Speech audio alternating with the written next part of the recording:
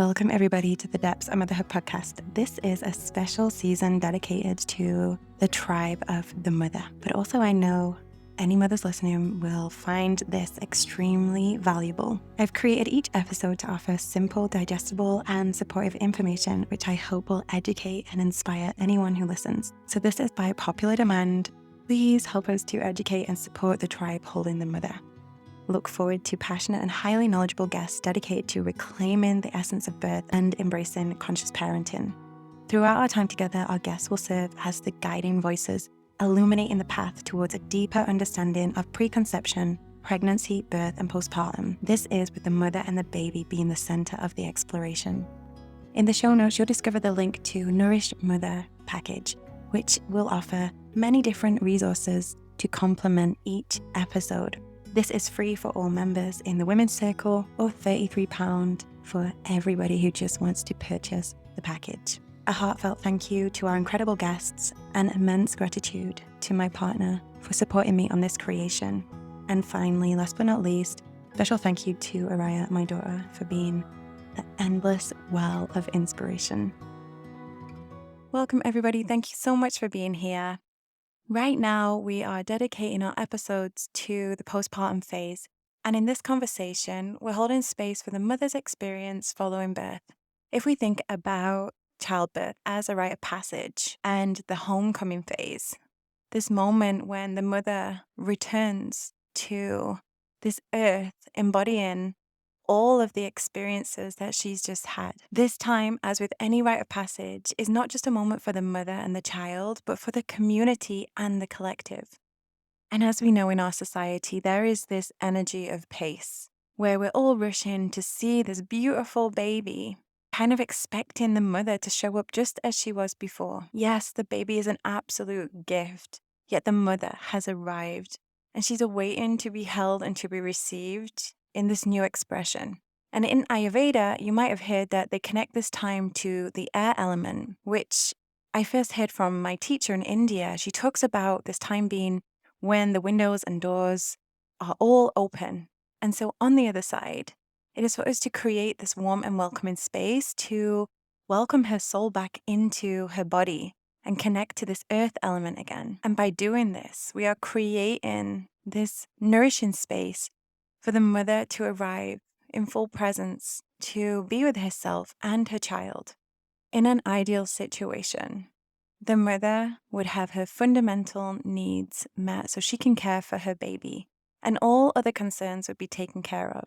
But for most of us, our society did not get that memo. Whether this is done deliberately or out of ignorance or both is a completely valid conversation. Yet today, we are going to be focusing on how we can shift the narrative, how we can make changes to reclaim this time and support our mothers and to support the generations to come. Today, we have Beatriz on the show, and she is a birth and postpartum doula. She works in person and online. She holds a PhD in health science and is also trained as a baby massage teacher. We are coming together to raise awareness around the mother's mental health, which obviously filters through to all aspects of her being, physically, emotionally, mentally, spiritually. These are all intertwined. So we are exploring today how to notice when things are not okay, many different manifestations of this. Again, whether physical, emotional, mental, or spiritual. And all these expressions are valid and welcome. The main thing is having that space to hold them. We're looking at the fundamental needs of the mother and come as a reminder that you are not broken. It's just that the needs are not being met. And the mother's situation and environment is going to vary. Some mothers do not have the support team. If it's not available, where might we be able to receive external support? And a really beautiful practice that a dear friend of mine shared was just go outside and place your hands on the earth and whisper or scream to her what is coming through. Ask her for support. Ask her to hold what you can't in these moments. Connect to the nature, the elements, the ancestors, whatever feels authentic to you. So as we journey through this conversation, we'll also explore the needs of the immediate family and a reminder that they also need support. I was listening to a conversation with Rochelle Garcia, who is the founder of Innate Traditions recently, And she speaks about these 2 pillars of support for each person to ensure that everyone is feeling held and supported. I remember in my own postpartum, Elan was my everything. And that was a lot for him, which meant it was a lot for all of us. And the extent of our external support was the restaurant takeaway. And I learned so much in them moments that even with everything that I had around me, the human connection was a fundamental part that I was missing. And that is really a driving force for this podcast and all of the work that I do. So in the show notes, you'll find an accompanying blog that is just basically everything in this conversation written down and bullet pointed, just if you are someone that needs to have eyes on. We have January's Mother's Circle recording with breathwork practices, somatic experiencing, and journal prompts. So you can find that also in the show notes. So let's come to bring our awareness back into our body with some beautiful deep breaths. Thank you so much for being here. Thank you for holding space for this conversation. Sending so much love to the mothers, past, present, and future, to the families, to the children coming through. We are planting seeds to reclaim our innate nature and also to connect more deeply to ourselves and one another. We are doing the work right here. Okay, let's get into this conversation. Hi, and we'll welcome on Beatriz. I hope that I pronounced that right. Yes, you did. The beautiful name, which I have just learned is from Brazil, where you're Yes, born, yes, and now you're in Sweden. yes. I would love for you to share how you came to Sweden and what you are doing there, because I know that you used to be a nurse. Is that right? Yeah, that's right. Hi, and thank you for the opportunity. It's so nice to be here. I'm Brazilian and I moved to Sweden 2 years ago because my husband, who is also Brazilian, got a job here. He had this passion about Scandinavia and we decided to give it a chance. My background includes nursing. I graduated in 2011. And then later I did a specialization. It's called nursing residency in child health. Then also master's and PhD in Brazil. And my master's and my PhD or doctorate degree, it was focused in neonatal care, in the quality of care or how to improve, the relationship as well among like between healthcare professional and families and babies and so on. That's beautiful. Thank you for all Yes, the you're work welcome. you're Yeah. doing. Thank you. And so nowadays I'm a postpartum doula. I know it sounds hard to understand, so let's break it. Like postpartum means after childbirth. And doula is actually a Greek word. It means first helps.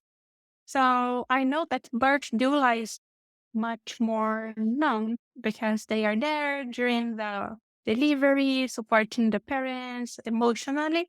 But there is also the postpartum and the focus during, like the focus of a postpartum doula is, we can say this expression like mothering the mother. The focus is gonna be the mother, of course, but it can be the parent, it can be the relative, the family. It's not about the baby. It's actually how to prepare the parents to this transition to parenthood, to this new role that life is bringing, and how can they assure that they are gonna rest and get food and feel loved and then also take care of the baby, but thinking on them too. Yeah. That's beautiful. And I'm so excited to get into this conversation because we're really focusing on the mother in Yes. postpartum, but the moods that can come, the emotions that can come, and how they can be labeled. Because a big one that many people have heard is postpartum depression. It's more commonly known. But then we can start to explore other labels of emotions that come through, like postpartum rage or anxiety. And these two things are not as they're not spoken about as much from what I'm seeing and what has been expressed to me from the listeners and people that I've worked with in the past. I actually had a woman I was working with who we kind of unraveled everything and we recognized we could label something as Uh-huh. postpartum rage that she was experiencing. And from that, we could go deeper into it. So Mhm. I'm curious too how you are noticing these emotions arising in postpartum, whether we label them as rage, anxiety, or depression, how common it is from what you're seeing in your own practice or from other doulas that you know or other people that Mhm. you know. Mhm. It is a it's such an important topic to talk about. It's full of taboos. So it's some women, especially, of course, then they feel that they cannot talk about that. And it's more common that we think. I was doing some searches and to try to bring new data, and I found that around 11% of like worldwide population, thinking like, of course, the female, they can go through depressive episodes during the postpartum. And around 15 can have the anxiety disorders. And then we can have different types of anxieties, including the generalized one. And you may listen that and you're like, no, but 11% is not a big number. But think 11% of all the women in the world. This this is huge. And also some studies they were explaining that it's quite hard to find the exactly, we call it incidence in prevalence. It means like the number of cases and also how this repeats and so on in a certain period. Because studies, they will change the method that they use, also the definition. So you can find a definition that says the postpartum depression goes to 4 weeks or 6 months or 12 months. So then, of course, when you interview people, it's going to affect how many you count as depressed and how much you associate these or not to postpartum. There are several ones. We start, for example, with the mild one that's called baby blues. And it is common, and a phrase that I say a lot nowadays is not, we cannot say that's normal. I don't like saying it's normal. I like saying it's usual. Uh, and I try to tell this to all moms, to all parents, when we talk about any problem that can happen during the maternity, during the parenthood. It is quite annoying when someone just dismisses you saying, no, it's normal. It's common. It still needs attention. I really am happy that you highlighted that because that is, again, I'm always talking about this on the podcast of language and how we start to Yeah. unravel language, then we come closer to truth. And then we see that these things that have been classed as normal are actually just very, very common. And from Yeah. there, we can see, well, how can we support ourselves and our loved ones? Yeah. So, what would you say are some common signs or symptoms to look out for? So if the people that are supporting the mothers, what are some things to look for? Because actually, as you mentioned before, we have the data, but also there are so many mothers that just don't even know what they're experiencing Yeah. because there is this, or if you go after a certain time, then you're not in the like time frame of postpartum depression when actually we can see this could be laying dormant for a long time or just being very subtle, and then Yeah. suddenly it can come up years later down the line. Yeah. That's true. So, for example, I will ask you permission to go through a list because then I don't skip anything. For Yes, and example, and I'll write all this underneath as well, so I'll put this in the oh, show notes for people just to get their eyes on, because sometimes it's okay. good to get eyes on. Yes, because it's a list of information that is good to have. So yeah, I really like your idea to list this as well.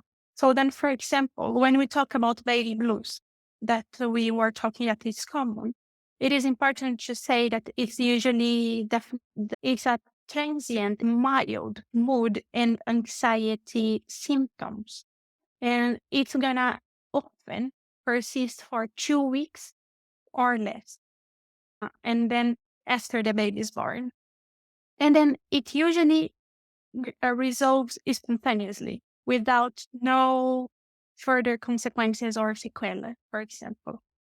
And then the symptoms, they are going to include crying easily, feeling overwhelmed or out of control, feeling exhausted, anxious, or sad, lacking confidence as a parent. And so then when we think about this, you feel like, well, but it's not part of being a parent to feel like that. It's not normal to feel like that when you have a baby. Yes, in a way that, of course, it's such a huge change in your life. But it doesn't mean that feeling sad is normal. If you are feeling sad, so yeah, you asked about signs. So I would say, a parent that you there that are listening to us, if you feel sad or upset, seek for support. It doesn't need to be medical support right away, but talk to a friend, talk to a loved one, a relative, someone that you trust and you feel that is not going to judge you. Because it's important to say, I'm not feeling well lately, and then keep an eye on the evolution of this feeling, because it can go further. For example, it's not normal to feel sad. It's not everyone who's gonna feel sad, and a minor feeling, it, it deserves attention. Because from the baby blues, we also need to keep attention. And if the baby blues doesn't go away in 2 weeks, it means that if it persists, or if any of the symptoms, exhaustion, sadness, feeling so overwhelmed, if it gets, if it's worsened, then we start considering other mood disorders in postpartum, like more serious ones. So that's why it's important.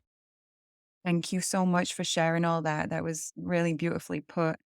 What comes up for me when you're saying that is, as humans supporting other humans, being in this Yeah, tribe, it's holding space, learning to really. hold that space instead of putting it away straight away. Because I feel, because it's such a taboo topic, I feel like there could be this risk of putting things under the rug, sweeping things under the rug, Yeah, as we say in the UK, yeah. and of just hoping that it goes away, when actually, once, if we start to recognize these signs and these symptoms, and also hear our words, hear the mother's word, Yeah, or even hear our own concerns about the mother, we can open this up to a safe space to explore what it is. Because maybe the mother just needs a really nourishing meal or some sleep, like sure. just to catch that early Yeah, on, or just to be touched or to be seen. And for someone to say, I see you and I love you. And how can I nourish you, instead of this thing like, how can I fix you? But like, how, let's deeply nourish you. So yeah. I'm wondering, what are some potential triggers that could contribute to these moods and emotions arising in Hmm. postpartum? Okay. So it has lots of factors, to be honest. It's not just one thing. And I think before going deep on that, one more good and important thing is to tell to parents is there is nothing that you do that causes that. So please don't feel that you are a weak parent or that you are a bad parent if you have baby blues or baby depression, or if you feel that you don't feel that like explosive love right away, or even if you feel that like a bit you could harm yourself or the baby, it doesn't mean that you are a parent. It means that you're going through something that needs attention. So the factors, for example, what one of the big ones are like the history. So if the mother has history of depression before or any anxiety or any mood disorders before getting pregnant, or for example, in previous pregnancies, if she has also developed any mood disorders. Genetic is also a factor. If you have immediate relatives who have mood disorders, but like in other sectors, we also have social factors. So it is known that mood disorders will be more common in low income countries than in high income countries because people in lower income countries will have less food security, less safety, less access to healthcare, sometimes higher rates of domestic violence. So all of this matters. And then it can be also sometimes, yeah, hormone, like thyroid or anything. So it's also important when diagnosing a mood disorder, a healthcare professional needs to be really caring. It needs to go through a comprehensive analysis because it needs to have a biopsychosocial assessment. The person needs to be seen as a holistic one. And then you need to see the previous story, how is the life going now? And also think if any of these symptoms can be, for example, underlying condition. After seeing all these, after like, so to not miss any point, to not miss diagnose something in a way to treat other problem as depression, but also to not overlook the depression, to not say, oh, no, it's fine, it's normal, moms get sad or anything. And you mentioned something that I also want to put some light on. That is how taboo it is, how important it is to get the social support. And also you said we need people. And it is a taboo because like social media, the TV, and the society, they sell us that pregnancy and postpartum is the most beautiful time of your life. It can be, but it's also the most challenging one. And then, how can you dare to destroy the bubble? To tell like, hey, I don't feel blissful, happy. I feel sad. It's quite, yeah, you feel like, no, but everyone is happy. And when you talk, actually, no, there are several people going through so much, but they don't feel that they have space because of this pretty image that we have. And then sometimes people will offer help, but will do another way, like it's going to be different from what you said. Instead of saying, hey, I'm here for you, uh, tell me what you need. You can pour your heart out. I'm here. No. Okay. Comes with a list of a to-do list. You need to try that. I will fix you. And the last thing someone going through this kind of problems, the last thing they need is someone trying to fix them. They need to be seen and heard. Love how you've unpacked that. So many incredible points. And this toxic positivity that seems to be spreading all the way Yeah, through social yeah, media is very dangerous because it actually keeps us numb from what is really there. And instead of that, just yeah, letting this stuff come up to be held. I know when I was in my postpartum, my nutrition was great. I had support. I didn't have financial issues. Like everything was fine. But what I went through was this feeling, this craving of being the maiden again, of being without these responsibilities, of having my own time. So if I had not have caught this, of this transition into motherhood and really went there and Yeah. just delved into that, I could see how that could manifest in much stronger emotions that could Yeah. stop me from showing up for myself and my family. So I had to do that rite of passage with my friends and tell them what is happening because they didn't understand either. So together we kind of picked me up, helped me over the bridge into motherhood. And that was really important and something that can go missed when I love how you're saying there's all these different layers because if we just focus on the nutrition, then there's Yeah. this other part of us that gets missed. This part of us that is spiritually in a transition of going Yeah. into motherhood, whether it's your first or your second. But that all of that needs to be held. So um just as you're saying all that, I'm thinking for anyone who's listening, if you if you're actually seeking support and they're not looking at the whole of you, then these are also red flags because we can't just focus on one thing. The whole person, the whole mother, the baby Yeah. has to be looked at. So thank you for sharing all of that.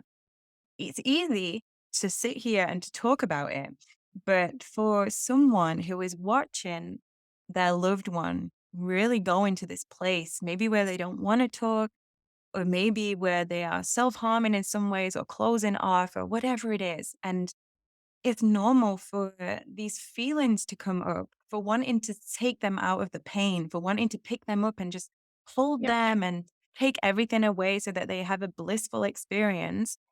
So what would you give for advice and support for these family members? How can they step into this space and be a nourishing support for the mother in these times? Yeah. And that's also super important that you are bringing because we are talking here how the person going through depression needs support, but the family, the loved ones, the ones that are in the intimate space, they need support as well.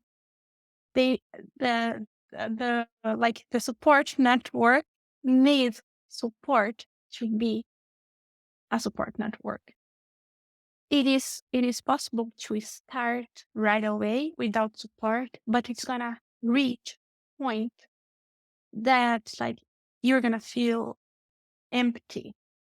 And if you are listening this and then you have been through this and you have felt anger, you have felt sadness, and then later of being angry at your loved one saying like, for God's sake, why he cannot or she cannot get better. I'm tired. I just want to tell you that is okay as well. You are not a bad person for feeling these feelings, for having those. And I know, and I'm sorry that probably after this wave of sadness and rage, you are gonna feel guilty. Because then you feel like, oh my God, how can I be mad to that person? I know she's sick and I love her. I'm a bad partner. I'm a bad mom. No, you are not. You are human. It's simple like that. The person you love is going through something and it demands a support that sometimes it's your limit. And even if it's not your limit, it means you need support as well. So what I can tell both to the person going through depression, but especially as you said, like to the family, to the loved ones, try to get support for you. Go to the therapy groups. Try to find groups on internet when you can discuss because the family, they need education as well. They need to understand the illness. They need to understand the treatment. They need to understand like the benefits and the harms that the treatment can bring. Uh, and try to count on other people as well. Do not carry everything by your own because it can be a lot. it can be too much. And managing someone, helping someone going through mood disorders, it's gonna include like to be there, present emotionally, physically, to try to be non-judgmental, to try to help the person to sleep, try to find your like the thin line, how much you should pressure and how like not.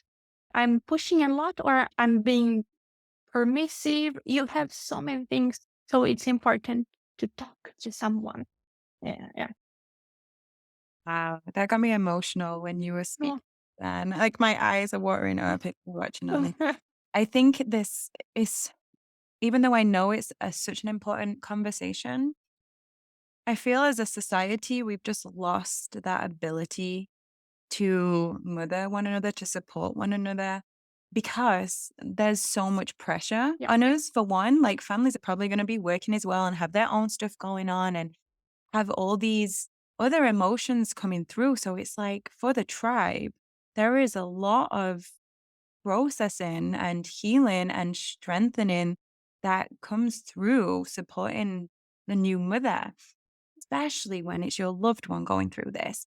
Everything that you know and skills that you have can go out of the window because there's such this emotional connection. Like I've been there myself where all these tools that I have kind of go out the window because I'm so in this emotionally and I'm feeling it with them. When actually, what I need is to take a step back, to do my meditation or reflective practices Yeah. and remember my own strength and courage, and remember the bigger picture, to take that step back so that I can step in and support my loved one. Yeah. And I think this is such a gift actually, because it reminds us how important it is to primarily take care of ourselves so that we can take care of others. And I know when I go through things, I can take it out on my loved one, which is Mhm. Elon, my partner, because he's the closest to me. But what he has taught me is like he will not be abused. And that sounds dramatic, but even verbal abuse or withholding love, like these kind of things, neglecting the relationship, he won't punish me for them, but he will highlight. He will say, I love you and I'm here to support you. Be careful because what you're doing is you're withholding love or you're abusing me with your words. And he will unpack it in a way that wakes me up almost to say, oh, he wants to help me. Instead of Yeah. walking out the room and be like, don't talk to me like that or don't treat me like that. It's like he stays with it all. And he also tells me how he is feeling because I think when I'm going through stuff, it's really hard for me to wake up and see, oh, there's another human being with emotions involved situation. So Yeah. it's not becoming the punching bag or anything like that or the savior for this person. It's kind of like mothering them, in my eyes, mothering them in the way that you're nourishing them, holding space and listening and reflecting back what is actually happening within yourself as well, so that you become part of this human Yeah. experience where there's more people involved. And I think that for me wakes me up and it takes me out of my own little bubble to see, oh, okay.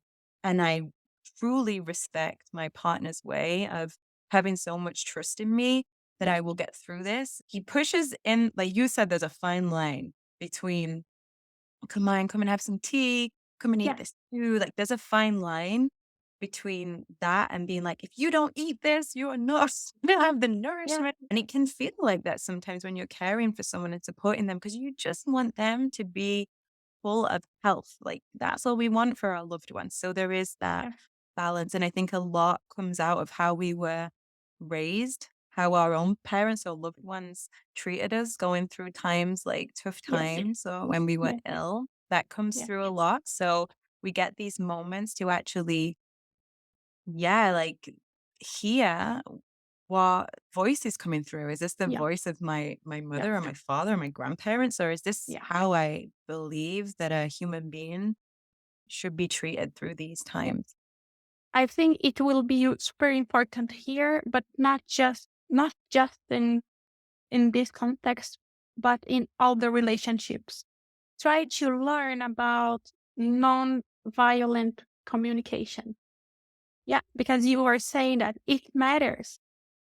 Like you cannot attack the other person and expect love back. And then I know that sometimes we are full of the best expectation, but then we say like, you never do that.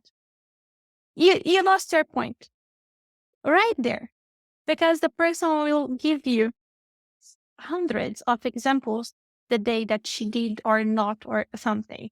So you can say instead, when you do this, I feel this and that.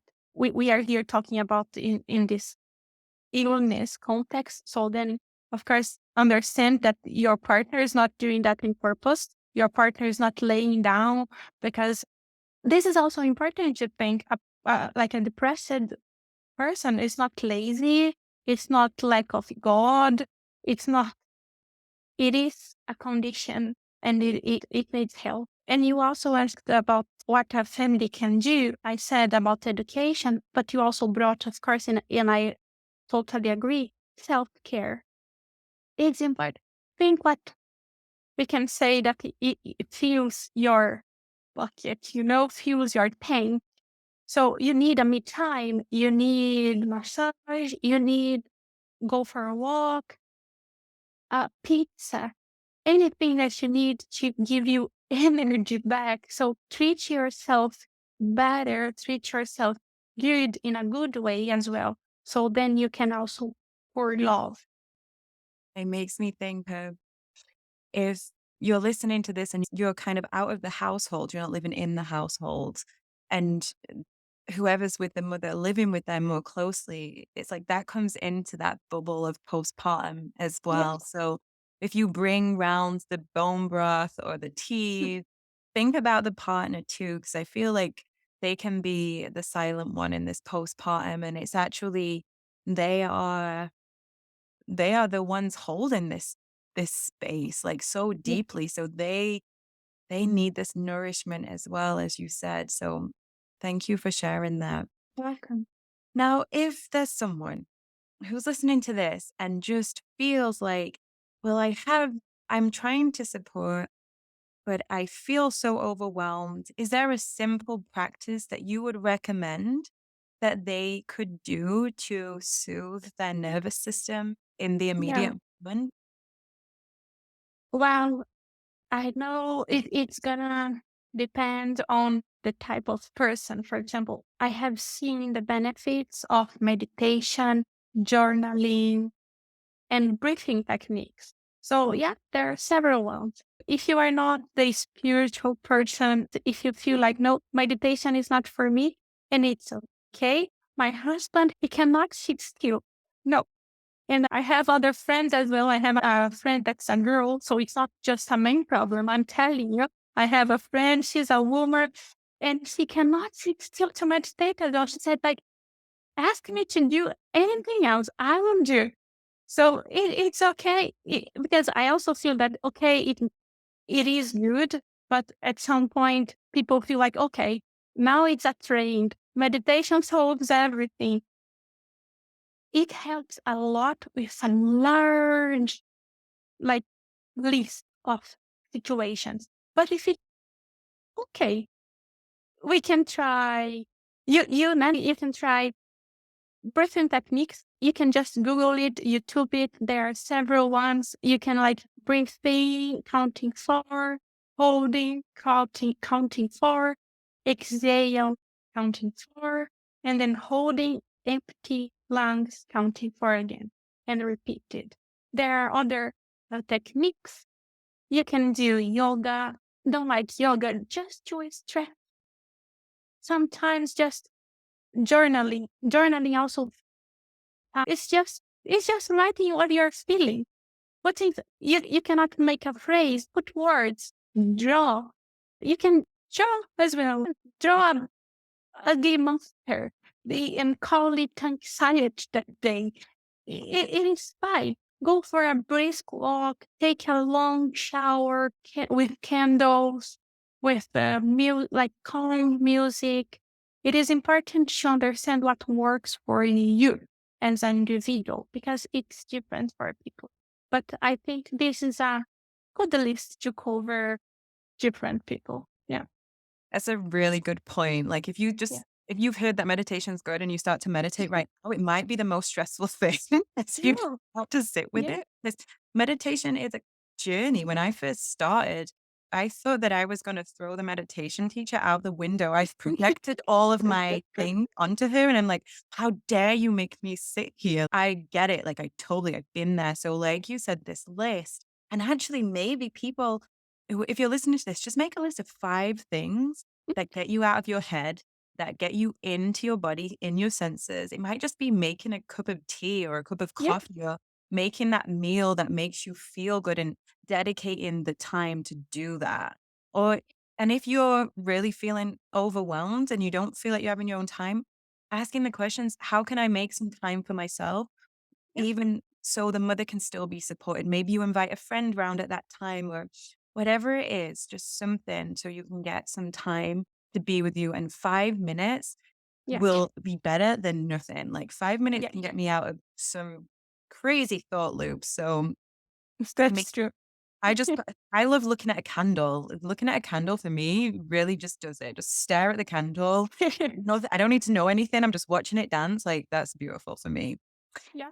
So if it's becoming too much for everyone, what would be the next step for resources or getting support? And you don't have to, we can put resources underneath, but what would be like the next phase?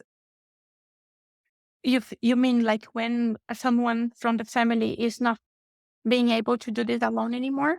Yeah. And if the mother, Okay. there's just so many concerns, it just seems like maybe it's getting a little bit out of hand and there's Yeah. risk to the mother or the baby.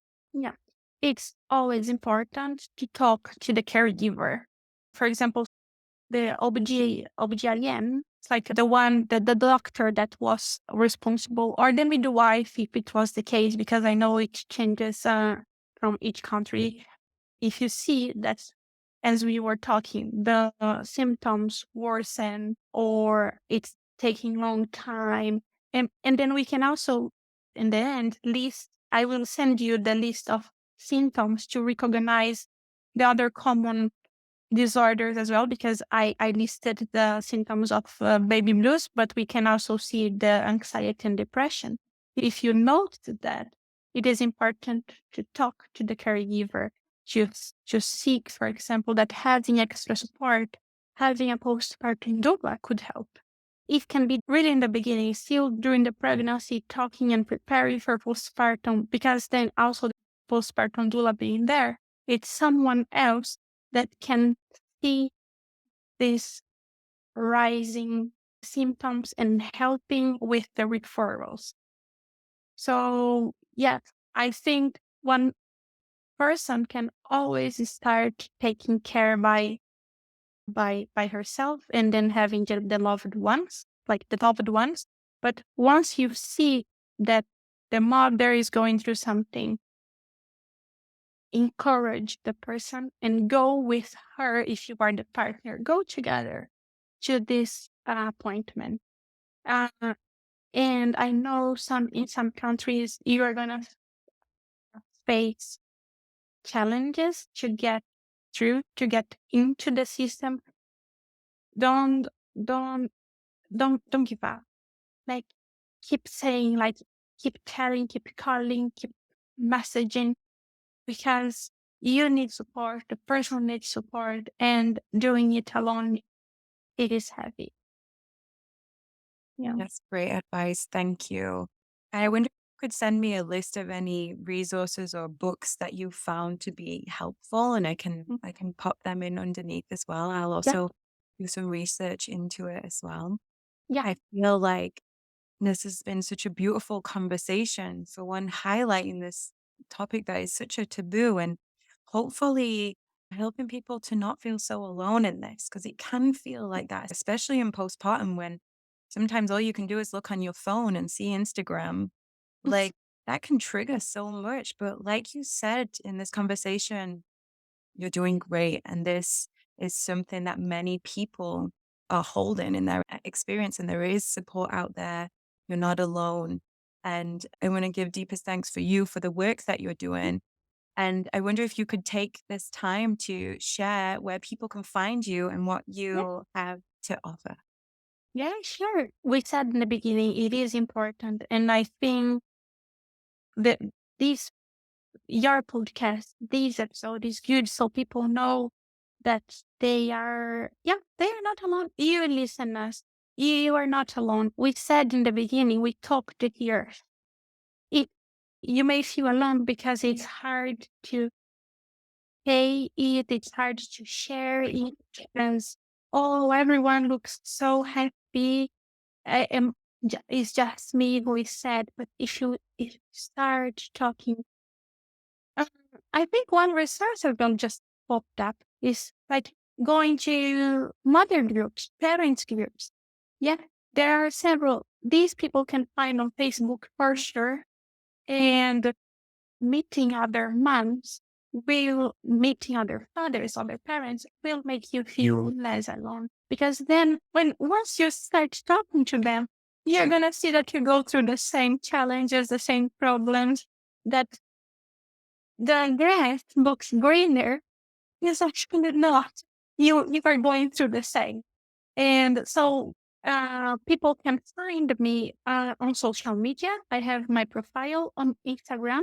I will tell here, but it's better also that you're going to see written because it's my name. So it's at Beatriz Facio with C.